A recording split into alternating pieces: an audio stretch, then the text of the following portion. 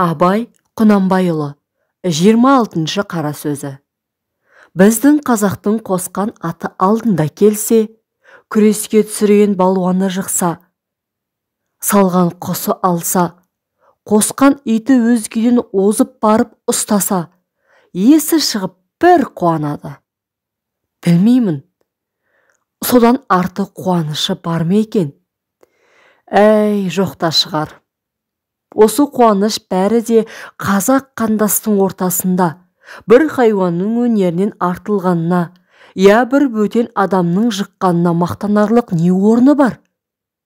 Ол озған, алған, жыққан өзі емес, яки баласы емес.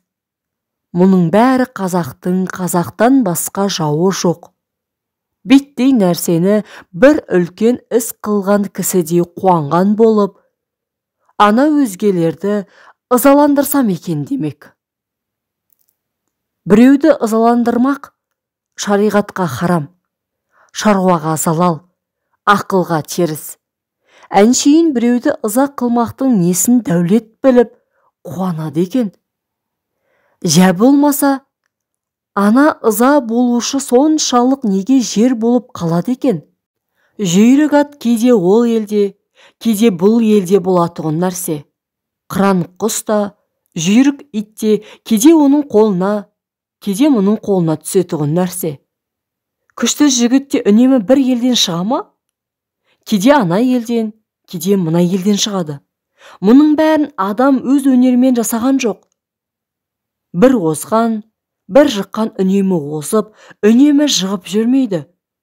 Соның бәрін біле тұрып, жерге кіргендей, я бір арамдығы шыққандай, жамандығы білінгендей болып, несіне ұялып, қорланады екен.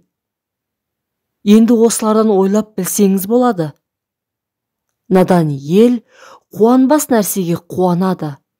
Һәм қуанғанда не айтып, не қойғанын, не қылғанын өзі білмейді. Есі шығып, бір түрлі мастыққа кез болып кетеді.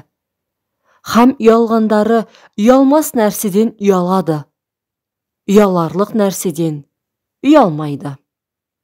Мұның бәрі надандық, ақмақтық әсері. Бұларын айтсаң, кейбіреуі рас деп ұғыған болады. Оған нанба, ертең ол да әлгілердің бірі болып кетеді. Көңілі көзі жетіп тұрса да, хайуан секілді әуелгі әдетінен бойын тоқтата алмайды. Бір тиянақсыздыққа түсіп кетеді. Ешкім тоқтатып ұқтырып болмайды. Не жаманшылық болса да, бір әдет етсе, қазақ ол әдетінен еріксіз қорыққанда, я өлгенде тоқтайды. Болмаса ақылына жеңгізіп, мұның теріс екен деп, өздігінен тоқтаған адамды көрмессің.